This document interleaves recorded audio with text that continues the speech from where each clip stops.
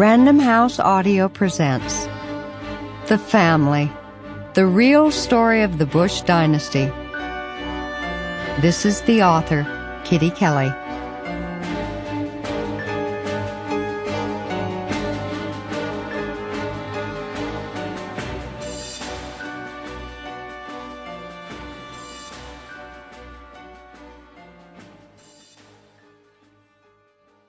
Chapter 1.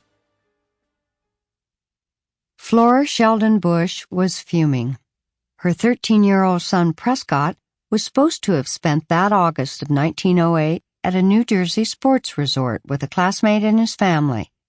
Flora's husband, Samuel Prescott Bush, had sent the boy there to play tennis, while Flora, their two daughters Mary and Margaret, their younger son Jim, Samuel's mother Harriet, and the family nanny were spending the month at East Bay Lodge in Osterville, Massachusetts. But Prescott had abruptly been sent home by his friend's mother, Mrs. Dodds. Flora's regal mother-in-law, Harriet Fay Bush, urged her to demand an explanation and an apology from Mrs. Dodds. But Flora, whose social instincts were unerring in these matters, restrained herself. "I am not ready for that," she wrote to her husband. "I think I may hear from Mrs. D, and if so, you must forward the letter, for nothing has ever happened that raised my indignation more than her summary dismissal of Prescott." A few days later, Flora again mentioned her vexation to her husband in a letter. "Your mother is quite sure I ought to write Mrs. Dodds. It scarcely seems right. I resent it all more than anything I have experienced." The unexpected change in Prescott's plans upset his father, who worried that the incident might have been Prescott's fault. If so, that might affect his acceptance into St. George's School in the fall. But after hearing her son's side of the story, Flora tried to assure her husband that the youngster was not entirely to blame. She wrote to her husband Samuel, "I am sorry you're disappointed in Prescott, and yet I'm not surprised. He is of course a boy of very tender years, and I sometimes have a feeling of great dread at sending him away to school, and yet I do feel that the strict discipline may be just the thing. He was glad to get back to us again, but he misses his sport at Osterville. There are no tennis courts here but poor grass ones. He said if he had his clubs he would play golf." The matter of Prescott's departure was finally cleared up when Samuel telegrammed Flora that the much-maligned Mrs. Dodds had indeed written to explain herself.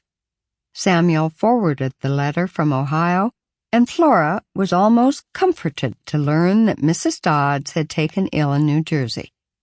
"It was the only excuse I could possibly have accepted," she wrote. Her letter was as satisfactory as anything could be. Plus, while I do not justify the haste, I at least can appreciate her anxiety to get rid of the young company, as summer cottages are not the quiet hospitals one needs in case of illness. A few days later, Prescott received his golf clubs. During the summer of 1908, Samuel and Flora Bush were completing a 2.5-story, colonial-style home of 17 rooms on Roxbury Road, overlooking the bluff of Marble Cliff in Columbus, Ohio.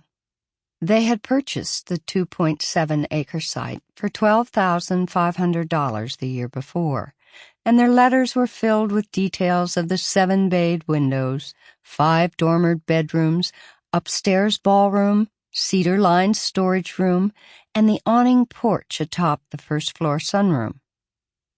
As the daughter of a prominent dry goods merchant, Flora understood how to run a fine home, and was delighted when her husband, the president of Buckeye Steel Castings Company, as well as one of the founders of the Scioto Country Club of Columbus, bought land in Grandview Heights, near where her brothers and sisters were building their large homes.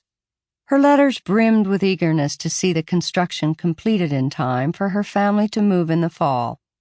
"We shall all be together and be so very happy," she put in one of her notes. By the Cape Cod summer of 1908, Flora and Samuel had been married 14 years and had 4 surviving children. They had endured the death of their second child, Robert Sheldon Bush, in 1900. He was 3.5 years old when he contracted scarlet fever, which he fought for 6 weeks until his little kidneys gave out. He was cremated, and his ashes reposed in the Forest Home Cemetery in Milwaukee, Wisconsin, where the Bushes had lived for 2 years. They never specifically mention that sadness in the correspondence that survives. In one letter, Samuel alludes to, quote, hard things to bear, end quote, and shows he is grounded in the biblical principle that human beings grow in grace only by overcoming adversity. We should be wonderfully happy, he wrote. We are, and we will be. But surely we should not care to have our lives easy. There would be no accomplishment, no development. We must meet the difficult things and by mutual help surmount them. Long before women got the vote and feminists looked like troublemakers in lace bonnets, Samuel Bush had accepted his wife as his equal. His letters to her sound as emancipated as those John Adams wrote to his Abigail in the 18th century. He wrote, You speak of the father as the governing power, and very lovingly, too. But my idea is that while the father may be the governing power in some things, the mother is quite as much so in other things, and that the power is a dual one, and so intended by its creator. And it has always been my desire to so have it. And so I wish to have you on equal terms, and then, by mutual consideration, have our marriage in love complete and fruitful of the best. These letters, saved by Samuel and bequeathed to his heirs, reveal a vibrant partnership between parents who love their children abundantly and cared for their welfare, although, truth to tell, they write more of their 2 sons, Prescott and James, than of their 2 daughters, Mary and Margaret. In her letters, Flora jumps off the page in vivid color as she whirls among her various roles of caring daughter-in-law, nurturing mother, solicitous wife, and robust lover. Prescott entered St. George's after the sweet summer of 1908, and his graduation 5 years later brought him to the threshold of his life's most formative experience, Yale, class of 1917. For me, he said years later, it all began with Yale. He credited the university with shaping his entire life. Certainly his career would have been different, for he met his future boss, Walter Simmons, who hired Prescott for his first job at a Yale reunion. His personal life would have been far different as well.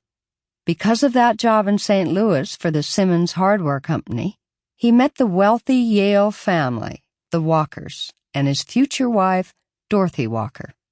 After a series of sales jobs, Prescott used his Yale connections to launch his career as an investment banker. Prescott walked onto the New Haven campus as a Yale legacy of his paternal grandfather, the Reverend James Smith Bush, class of 1844, and his maternal uncle, Robert E. Shelton, Jr., class of 1904. Within 4 years, Prescott would create his own legacy, which would open Yale's exclusive doors to several more generations of Bushes, including his 4 sons, his 3 grandsons, his 2 nephews, and in 2001, his great-granddaughter. When Prescott arrived for his freshman year of college, he looked like a matinee idol. At 6'4", he was the second tallest man in his class and one of the handsomest. His hair was as dark as sealskin and parted down the middle to show what Grandmother Harriet Bush called his noble forehead. He was a good student and majored in history, but he truly excelled in sports, particularly as first baseman on Yale's baseball team. Yet for Prescott, nothing he accomplished at Yale was as life-altering as his getting tapped for Skull and Bones. Skull and Bones has been called the most powerful secret society the United States has ever known, because its members have presided at the highest realms of American business. Sample complete. Ready to continue?